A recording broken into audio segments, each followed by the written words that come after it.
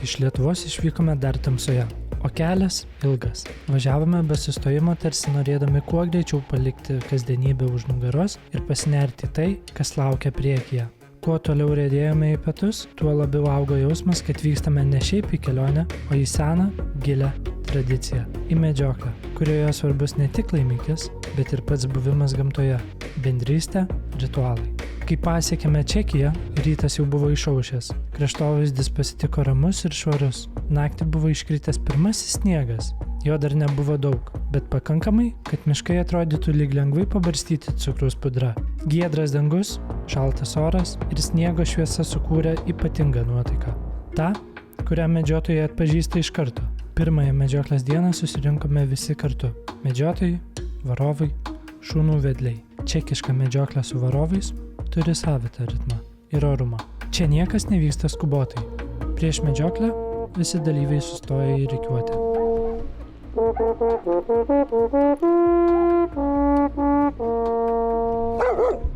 Medžioklės vadovas supažindina su taisyklėmis, saugumo reikalavimais, leidžiamais medžioti gyvūnais ir jų amžiaus bei lyties kriterijais.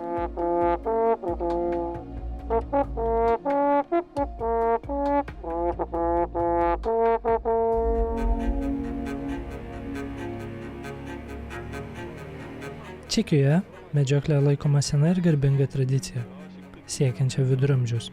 Ilgą laiką ji buvo aristokratų ir dvarų privilegija, o Habsburgų laikais susiformavo daug ritualų, kurie gyvi iki šiol. Čekijoje jūsų klube medžiojame 2 dienas ir pastebėjome, kad jums labai svarbios medžioklės tradicijos. Gal galite trumpai papasakoti apie medžioklės tradicijas Čekijoje? Mūsų klubui tradicijos labai svarbios. Pagal CSI kvalifikaciją medžioklės tradicijos Čekijoje pripažintinos nacionalinė vertybė. Visi mūsų šalies medžiotojai deda didelės pastangas, norėdami išsaugoti, puoselėti ir vystyti medžioklės tradicijas. Medžioklė su varovais Čekijoje yra viena seniausių ir labiausiai ritualizuotų medžioklės formų. Ji dažniausiai rengiama rudenį ir žiemą, kai gyvūnai aktyvesni dieną, o lapuočių miškai be lapų leidžia geriau kontroliuoti situaciją. Medžioklėje dalyvauja 3 pagrindinės grupės. Medžiotojai, stovintys jiems paskirtose vietose, varovai, kurie lėtai ir kryptingai varo žvėris link medžiotojų, bei šunys. Dažniausiai skalikai arba universalūs medžiokliniai šunys. Štai prasidėjo pirmas varimas Čekijoje. Šiandieną medžiojam tik tai šernus, iki trečiamečius, tai visus antramečius, pirmamečius šerniukus, nes kiaulės Čekijoje yra nemedžiojamos, o kuiliai jau smirdi. Tai pirmas varimas ką tik prasidėjo, žmonių gal 40 šiandien susirinko. Nuotaikos puikios pas visus, na ir laukiam pirmų rezultatų. Tyla miške buvo kitokia, ne tuščia, o gyva, pilna laukimų. Varovai pajudėjo per mišką ramiai, be chaoso. Tarsi patys būtų tapę miško dalimi. Šunų balsai kartkartėmis nutraukdavo tylą, nuaidėdami tarp medžių kamienų. Aptirpusiame sniege aiškiai matėsi šernų pėdos. Atrodė, kad pats miškas pasakojo savo istoriją, o mes buvome tik jos dalyviai, ne šeimininkai. Štai ką tik nuaidėjo 2 šūviai, tikrai žinom, kad iš šernus, bet ar buvo taiklus ar netaiklus, neaišku.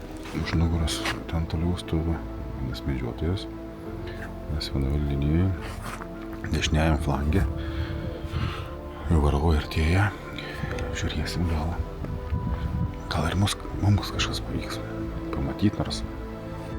Varovai Čekijoje laikomi lygiaverčiais medžioklės dalyviais, o ne tik pagalbininkais. Jie dažnai dėvi ryškias liemenes dėl saugumo, juda iš anksto nustatytą liniją. Laikosi tylos arba naudoja sutartus garsus, ne chaotišką triukšmą. Tradicija reikalauja, kad varovai elgtųsi ramiai ir oriai, nebaidytų žvėrių beatodairiškai, o vestų juos natūraliomis kryptimis.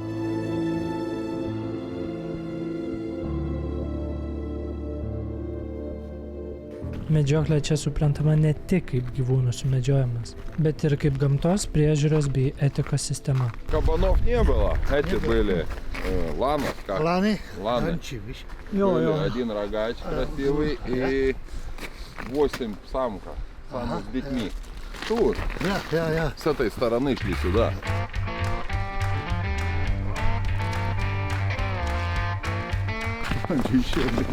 Сколько metrų? Nu, pas mane PM gal. Bet jis Nu, kaip ir mašinas galo to Toyota, matau, ir savo tokio atstumo.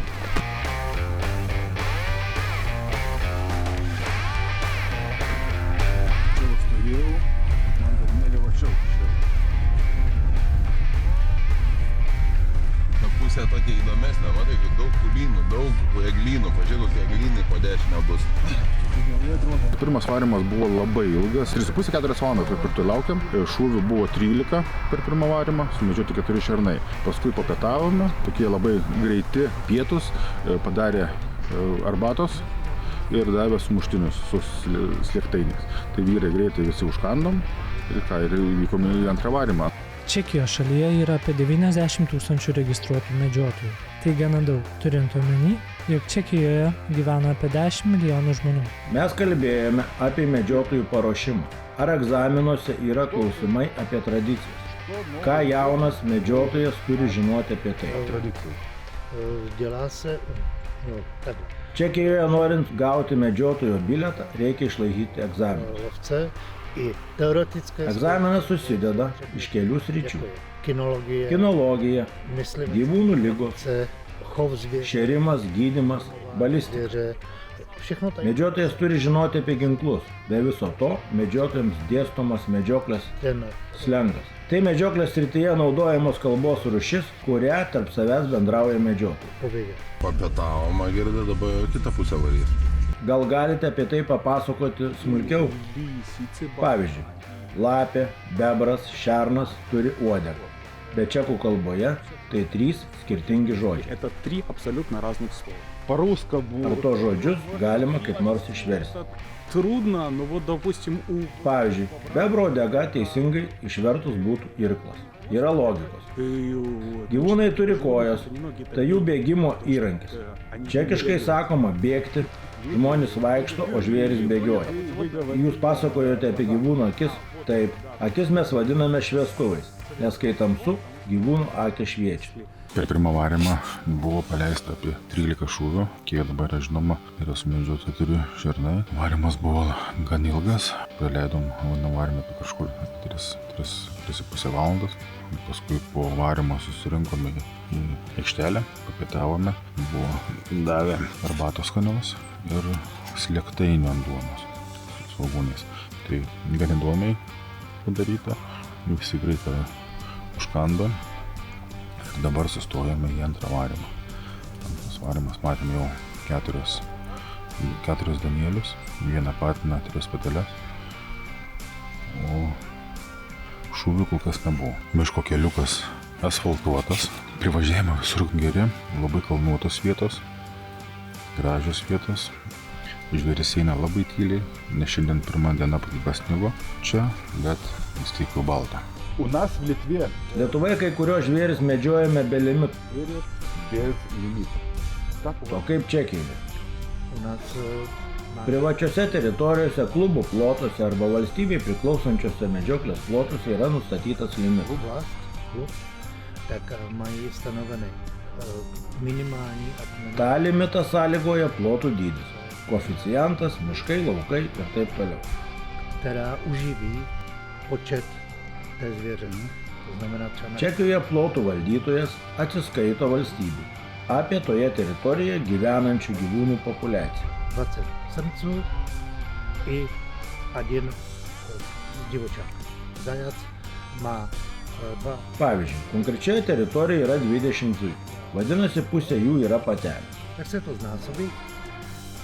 20 zajíců z toho, Viena patelė per metus atsiveda iki 6 jauniklių. tak 10 krát 6 je 60. Taip apskaičiuojamas prieauglis. Šis prieauglis yra maksimalus limitas, kurį galima sumedžioti. Počítaný přírůstek. U srnčí zvěře je to 1,5 mláděte na matku. Na gerai, toks skaičiavimas vyksta kalbant apie zuikius, o kaip danieliai? Viskas apskaičiuojama tuo pačiu principu. Danielių sumedžiojimo limitas apskaičiuojamas taip pat. Šernų yra labai daug. Jų populiacija sparčiai didėja. Jie medžiojami be limitų. Tarkim, turite leidimą sumedžioti 20 danielių. O kas, jeigu neišnaudojate limitų? Jeigu klubas tam tikros gyvūnų rūšies nesumedžioja per sezoną, neišnaudoja limitų, plotų naudotojų skiriamos griežtos piniginės baudos. Baudos surenkamos į valstybės biudžetą, o kas atlygina nuostolius ūkininkams. Visa gyvūnų padaroma žala miškams, pasėliams atlygina medžioklės plotų naudotojai. O если... Ar medžiotojai turi atlyginti žalą, net jei jie sumedžiojo tiek, kiek leido limitas? Taip. Labai graži Čekijos gamta, kalnai. Ar organizuojant medžioklę su varovais neiškyla problemų? Reikia treniruotis visus metus, kad būtum pasiruošęs tokioms medžioklėms. Весь год для того, чтобы быть полностью готовы к загонным охотам. Baigėsi mūsų pirmos dienos varuminė medžioklė. Įvyko 2 varymai, sumedžioti yra 4 šernai. Danielius buvo nesumedžiotas, o nutrenktas automobilio. Tai jau paėmė neperseniausiai. Antram varyme matėme ir danielių, ir raguotų danielių. Tikrai žvėries buvo, šernų nebuvo, šūvių nebuvo paleista antram varyme. Čekų medžioklės tradicijose labai svarbi pagarba gyvūnui. Sumedžiotus žvėris pagerbėte, tą vietą įrėminate šakomis. O kas nutinka, jei medžiotojas įžengia į žvėrių pagerbimo vietą? Negalim. Pagal Čekijos medžioklės tradicijas įžengti į žvėrių pagerbimo vietą negalima. Ir niekas taip nedaro. Tai nepagarba sumedžiotam trofėjui. Po medžioklės su varovais visi sumedžioti žvėrys suguldomi ant dešinio šono. Tai labai svarbu. Kiekvienam gyvūnui ant sužeistos vietos dedama šakelė. Taip pat šakelė įdedama į burną. Tai simbolizuoja paskutinių maisto kąsnį. Tai, ką pasakojame, yra tik dalis medžioklės tradicijų.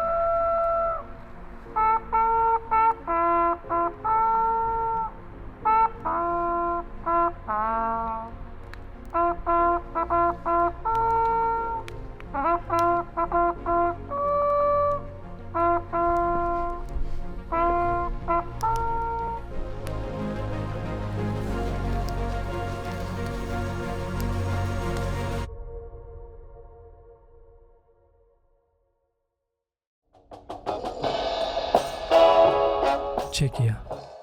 Antroji diena. Medžioklė varo. Šiandieną antra diena medžioklės Čekijoje. Vakar sumedžiojom 4 šernus.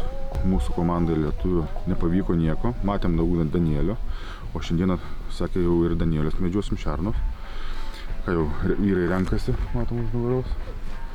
Slovakai su mumis kartu. Kiek varymų dar nežinau bus, viską pranešime eigoje. Ką, vyksim į medžioklę.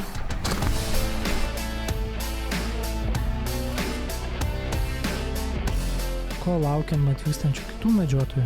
Šnekučiuojamės, ruošiamės, rengiamės šiltai, nors šiandien diena kur kas šiltesnė nei vakar, tačiau kalnuose orai greitai keičiasi, todėl reikia būti pasiruošus.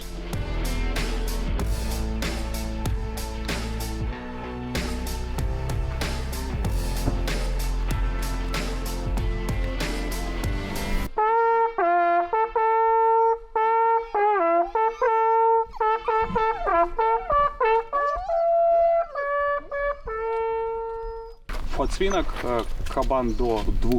Nuskambėjus medžioklės ragui, visi susirenka į bendrą aptarimą. Čia iš karto matyti dar vienas skirtumas. reljefas diktuoja taisyklės. Medžioklės vadovas ne tik pasako, kas bus medžiojama, bet ir detaliai aiškina, kur stovi medžiotojai, kokios šūvio kryptis leidžiamos, kurių jokių būdų negalima šauti, supažindinus su saugos reikalavimais, medžiojamais žvėrimis.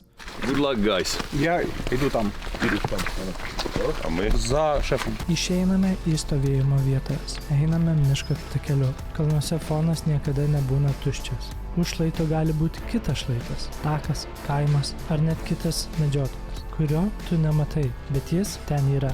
Pirmas varymas prasidėjo. Čekijos kalnai medžiotoją pasitinka be kompromisų. Jei Lietuvoje miškas dažnai leidžia jaustis šeimininku, platus, lygus, pažįstamas reljefas, tai kalnuose iš karto supranti, tu čia esi tik svečias. Vos išlipus iš automobilio jau jauti, kad kvėpuoji kitaip. Oras šaltesnis, aštresnis, o pats kraštovaizdis verčia pakelti akis aukštyn, į šlaitus, į viršūnes, į mišką, kuris kyla ne horizontaliai, o vertikaliai. Pati medžioklė kalnuose turi savitą įtampą. Matomumas dažnai ribotas. Tarp medžių, šlaitų ir slėnių žvėris pasirodo netikėtai ir trumpam. Čia svarbus ne greitis, o sprendimo švarumas. Vienas momentas, viena galimybė.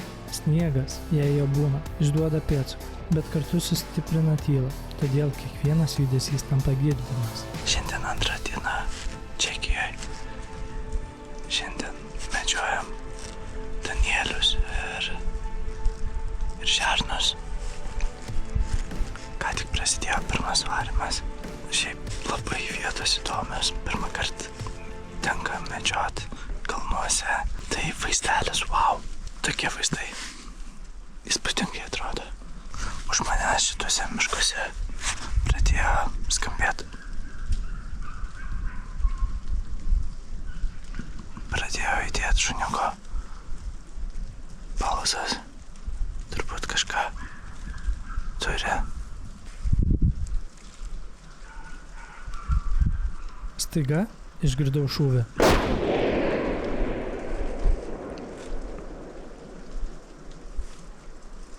Sniegas krenta. Saulutė šiandien išlindo. Kaip matot, šiandien oras fantastiškas. Labai faina, kad saulė išlindo, tai šilčiau stovėti. Vakar labai sužaliam, bent jau aš.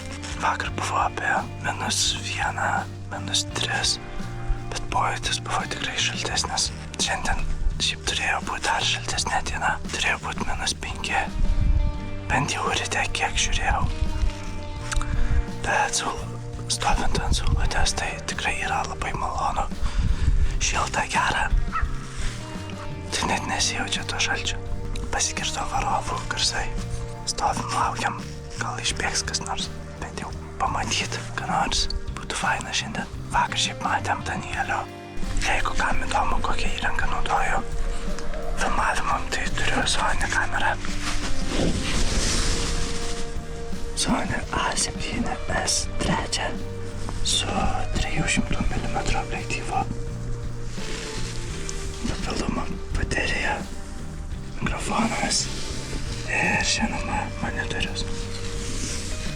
Tai svorio biškį yra sveria gal, nežinau, 3 kilogramus, tai tikrai gal 3,5. Gal ir dar daugiau. Po varymų seka akimirka, kuri ypač išryškėja kalnuose. Tyla. Ji gilesnė nei lygumoje. Atrodo, kad net miškas trumpam sustoja. Ir tik tada, kai jis suskamba medžioklės ragas, supranti, kad etapas baigtas. Štai ir baigėsi pirmas varymas, kuris buvo sėkmingas. Buvęs greta manęs medžioklės vadovas sumedžiojo Danielių. O dabar grįžtame atgal į susirinkimo vietą ir iš ten vyksime į antrą varymą. Matyti asfaltuotus keliukus net kalnuose Čekijoje neklaida, o ilgalaikė infrastruktūros dalis, kuris susiformavo dėl kelių priežasčių. Daug asfaltuotų kelių kalnuose yra senos kilpos ir laikomos pagrindiniais susisiekimo maršrutais tarp miestelių, slėnių ir pasienio perėjų. Kalnai Čekijoje yra populiarūs ir turistams, ir vietiniams.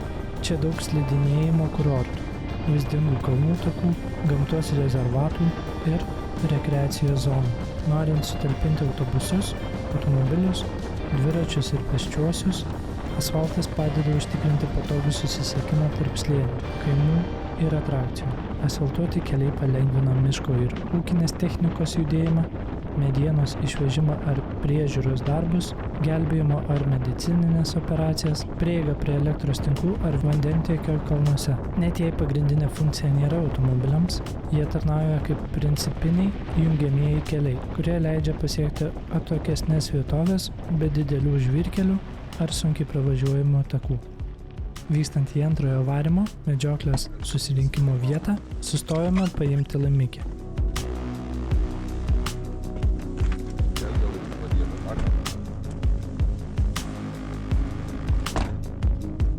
Pasibaigus varymui buvo 4 šūviai atlikti ir sumedžiotas vienas Danieliaus. Ir vyrai iš karto išverčia vidurius, bet verčia ir šernam, ir koks gyvūnas sumedžiotas iš karto verčia vidurius. Nes mėsos kokybė labai nukenčia, jeigu pavaliekam vidurius. Va. Pabaigs išvers vidurius, važiuojam į antrą varymą. Po medžioklės tradicijos laikomasi taip pat rimtai, kaip ir pačios medžioklės metu. Ir šis momentas kalnuose turi ypatingą svorį. Aplink tamsėjantys šlaitai, vėjas, kuris neša garsą toli, ir žmonės, stovintis ratu. Čia nėra triumfo, yra rimtis. Apranga taip pat kitokia nei mums įprasta. Jei Lietuvoje dažnai renkamės komfortą ir praktiškumą, tai Čekijos kalnuose prie to prisideda dar vienas kriterijus – ištvermė. Batai turi būti ne šiaip, o tokie, kurie laiko kulkšnį, neklysta ant šlapio akmens, neperšlampa ir leidžia jausti žemę po kojomis. Drabužiai sluoksniuojami, apačioje šiluma, viduryje kvėpavimas, viršuje apsauga nuo vėjo, kuris kalnuose gali pasikeisti per kelias minutes.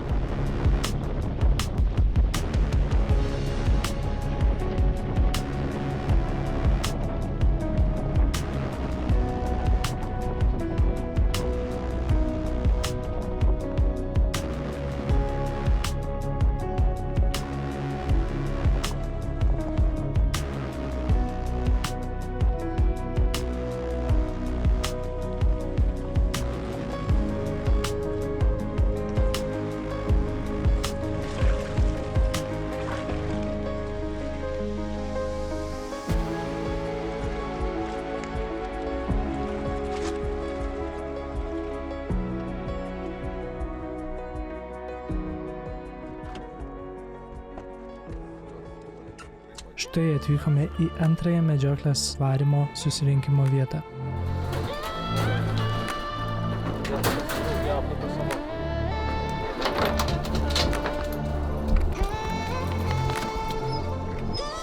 Ilgai netrukus iškart išvykome į medžioklės stovėjimo vietas.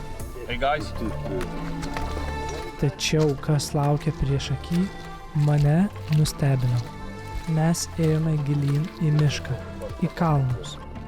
Čekijos kalnai pasitinka kitaip nei lygumus. Šlaitai statesni, o kiekvienas garsas, ar tai būtų šuns balsas, ar medžioklės rago signalas, nusirita per slėnius ir sugrįžta aido pavidalu.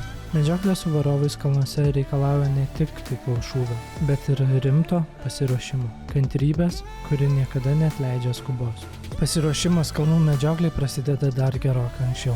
Fizinis pasirengimas nėra pasirinkimas, tai būtinybė. Kalnuose neužtenka tiesiog būti neblogos formos. Reikia kojų, kurios atlaikytų valandas kylant ir leidžiantis, nugaros, kuri nesulinktų po kuprinę, ir kvėpavimo, kuris nepalūžtų po pirmo rimtesnio šlaito. Daugelis čekų medžiotojų kalnams ruošiasi ištisus metus. Žygiai, bėgimas, darbas miške, slidės žiemą – visa tai ne sportas, o pasirengimas sezonui. Čia niekas atvirai to neakcentuoja, bet tai jaučiama nuo pirmų minučių. Žmonės juda užtikrintai, be skubos, bet ir be reikalingų sustojimų. O kai pirmą kartą su jais tenka kopti į medžioklės stovėjimo vietą, supranti, kad kalnai greitai parodo, kas esi iš tikrųjų. Tačiau čia ir prasidėjo pats smagumas. Reljefas nelygus, sniegas sunkino sąlygas, slidu, o ir skardžių didumas kuris per kameras tikrai neatsispindi. Tačiau matydamas žmogų priešai save lipantį 45 laipsnių kampu, supratau, kad bus sunku. O dar papildomas 20 kg svoris ant nugaros tikrai situacijos nepalengvina, tiek apsunkina dar labiau. Bet įveikiau.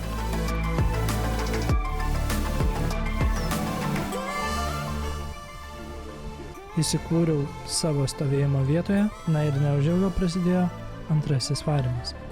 Medžioklė su varovais kalnuose prasideda lėtai. Čia nėra staigaus triukšmo ar chaoso. Varovai išsidėsto liniją, kuri dažnai labiau primena gyvą grandinę, vingiuojančią per šlaitus, nei tiesią liniją. Jie juda aukštyn ir žemyn, kartais keliasdešimt metrų aukščio skirtumų. O tai reiškia nuolatinį fizinį darbą. Kvėpavimas gilėja. Širdis dirba greičiau, bet niekas nesustoja be reikalo. Sustojimas kalnuose reiškia atšalimą. Pasigirdo pirmasis šuniuko balsas. Laukiame, klausome, žiūrime įdėmiai. Šunys čia atskira istorija. Kalnų medžioklėje jie ne tik varo žvėrį, bet ir padeda skaityti mišką. Jų balsas atsimuša nuo šlaitų, leidžia suprasti, kur juda šernų banda, kur danieliai bando kilti aukštyn, o kur staiga keičia kryptį ir leidžiasi žemyn. Mum tai buvo nauja. Garsas ateina ne iš vienos pusės, o iš visur. Aidas klaidina, bet patyrę medžiotojai moka jį išfiltruoti. Bet dėja, nieko. Netoli esantis Ernestas taip pat nieko nematė. Dėja, antras varymas tuščia. Žvėrių nebuvo. O galbūt jie pamatė mus anksčiau, nei mes juos. Bet medžioklė yra medžioklė. Tačiau pasigrožėjimą miško vaizdais, kalnais, kurie ypatingo grožio. Neįprastas mūsų akiai, mūsų kvėpavimą, bandai fiksuoti kiekvieną akimirką. Stovint medžioklės vietoje, kalnuose laikas teka kitaip. Tu ne tik lauki žvėries, tu stebi kalną. Matai, kaip tarp medžių juda šešėliai, kaip sniegas ar lapai išduoda menkiausią judesį. Jei yra sniego, jis tampa ir pagalbininku, ir priešu. Pėdsakai matome aiškiai, bet kartu kiekvienas tavo žingsnis girdimas toli. Čia išmoksti stovėti ramiai, ne dėl etiketo, o dėl būtinybės. Kai žvėris pasirodo, viskas vyksta labai greitai. Kalnuose nėra ilgo stebėjimo, nėra antros galimybės. Arba tu pasiruošęs, arba ne. Todėl čia daug kalbama apie psichologinį pasirengimą. Nuovargis, aukštis, šaltis. Visa tai veikia sprendimus. Čekai tai puikiai supranta ir niekada neskuba. Geriau neprisimti šūvio, nei rizikuoti. Medžioklė su varovais Čekijos kalnuose nėra skirta skubantiems. Tai lėtas, apgalvotas procesas, kuriame svarbu ne tik rezultatas, bet ir kelias iki jo. Čia mokaisi skaityti kalną, klausytis miško ir suprasti, kad žmogus šiame kraštovaizdyje tik laikinas svečias. Būtent dėl to ši medžioklė palieka netriukšmingus prisiminimus, o tylų, bet gilų įspūdį, kuris išlieka dar ilgai po to, kai nuo batų nutirpsta sniegas, o kalnai lieka už nugaros. Antras varymas baigtas. Tai atėjom į tokius kalnus. Vaizdelis nerealus, bet buvo iššūkis užlipti. O dabar bus iššūkis nulipti ir grįžti atgal. Šūvių nebuvo girdėti. Tai medžioklė yra medžioklė. Nieko nepadarysi. Nežinau, aš asmeniškai nieko nemačiau. Netoli mane stovėjo Ernestas.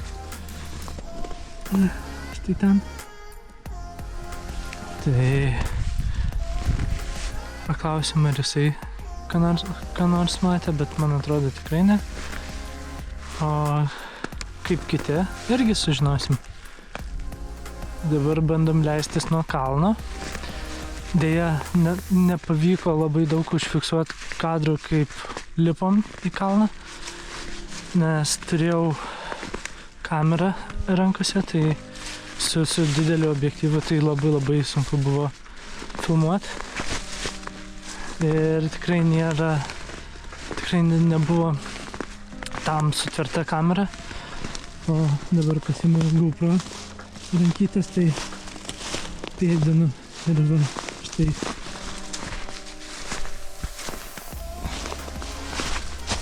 yra toks milžiniškas griovys, upelis teka. Štai pro ten atėjom, tai lipom per upelį, per medžius. Šiaip netaip pavyko užlipti. Sveikas gyvas, porą kartų nukritau. Nestipriai, bet įveikiau.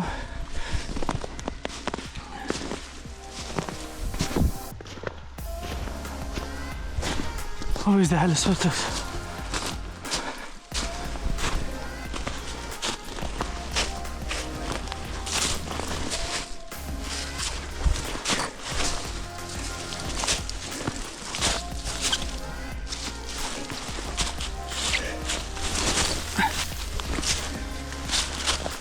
Tai va, ko nepadarysi dėl turinio, kad jūs jį gautumėt. Operatoriaus darbas tikrai nėra lengvas, kai tenka vaikščioti su kamera per kalnus, užfiksuoti svarbiausias akimirkas.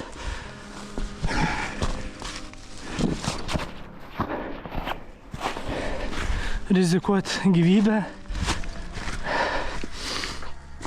ir perteikt visą tą grožį, kurį mes matom jum. Kūnui irgi stresas, iššūkis, bet ko tik nepadarysi dėl turinio. Ką tik žiūrėjau medžiagą, tai nenufilmavau, kaip perlipau tą griovę. Turbūt belipdamas nuspaudžiau ir neįsirašė, tai labai gaila dėl to, kad, sakau, lipdamas gal nukritau kokius 3-4 kartus, bandžiau laikytis už šakos, bet kadangi dar įranga, ginklas ir taip toliau, tai buvo labai daug iššūkių, tai bet įveikiau. Tas svarbiausia, tiek pirmyn, tiek atgal. O dabar lauksim žinių, kas toliau. Na štai baigėsi antras varymas. Dabar mumis visus išvežiojo po bokštelius. Ką tik atvykau, štai mano bokštelis. Sėsim ir lauksim arba Danielio, arba šernų. Tai žiūrėsim, kaip seksis. Antram varyme aš nieko nemačiau. Šalia buvęs Ernestas irgi nieko nematė. Žiūrėsim, kaip dabar, kaip seksis būt bokšteliuose, laukt. Tikiuosi nesušalsim, nes tikrai šalta. Ir viskas. Ir po to į namus išsiilsėti, išsimiegot. Ir rytoj iš ryto grįšim į Lietuvą. Kas į Šiaulius, kas į Vilnių, nes aš pats iš Vilniaus. Tai žiūrėsim. O dabar laukiam ir žiūrim, kas bus. Atsisėdus į bokštelį, šiaip ganėtinai greitai man atėjo patelė, po kurio laiko 2 jaunikliai. Dar po kokio gero pusvalandžio atėjo gausesnis būrys, tai buvo gal apie 8-9 Danieliai. Dauguma buvo jauniklių ir kelios patelės buvo. Deja, patino sulaukti nepavyko. Tai praėjo porą valandų, kaip matot, jau tamsu ir visiškai nieko nesimato. Tai noriu pasakyti taip, jog pavyko sumedžioti patelę ir jauniklį. Tai štai čia turim jauniklį, o ten toliau yra patelė. Turim ką turim, medžioklė užskaityta. Čekijoj check.